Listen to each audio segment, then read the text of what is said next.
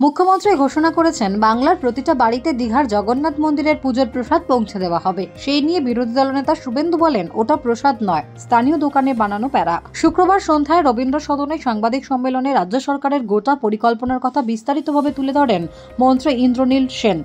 একই সঙ্গে বিরোধীদের অপপ্রচারকে রাজনৈতিক উদ্দেশ্য প্রণোদিত বলে তোপ দাগেন।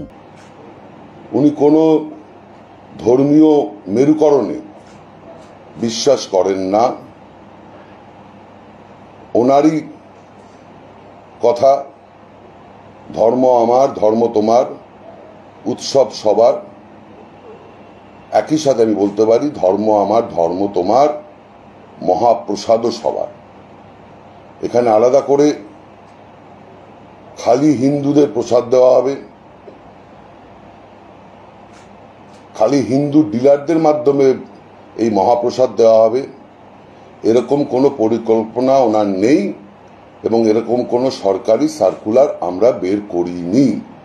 অত্যন্ত বিভ্রান্তিকর এই খবর আপনাদের বেশ কিছু চ্যানেলে প্রচারিত হয়েছে এবং একজন বাংলার মানুষ হিসাবে, আমি একজন হিন্দু ধর্মের মানুষ,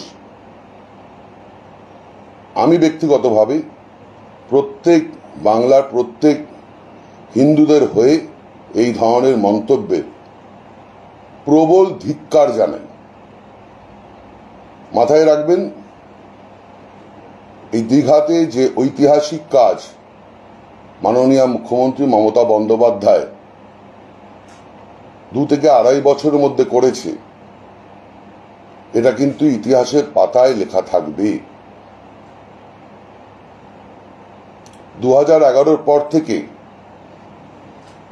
আজকে যে প্রেস মিটে বলা হয়েছে যে এই মহাপ্রসাদ বিতরণের মধ্যে দিয়ে তার প্রক্রিয়া যেভাবে করা হয়েছে সেগুলো ডিটেলে আমি বলছি, যে এটা নাকি হিন্দুদের সেন্টিমেন্টে আঘাত করা হয়েছে।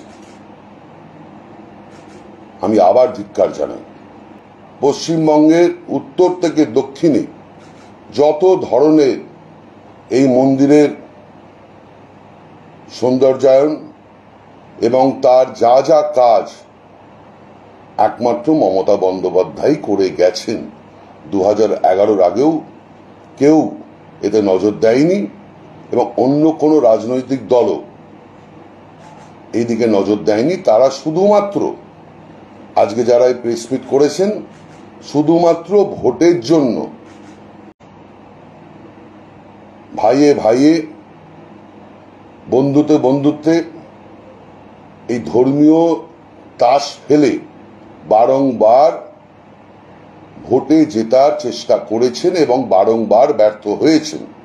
এবং আজকে একদম আউট অফ ফ্রাস্ট্রেশন উনি যেটা চেয়েছেন যে সরকারের এই প্রক্রিয়াকে পর্দাফাশ করবেন, আমি উল্টে বলবো যে ওনাদের পর্দাফাশ হয়ে গেছে। ওনারা বুঝে গেছেন যে এই হিন্দুত্বের তাস ফেলে তারা বাংলা অত্যন্ত একজন সুরক্ষিত মানুষ মমতা বন্দ্যোপাধ্যায়ের হাত থেকে তারা ছিনিয়ে নিতে পারবে না।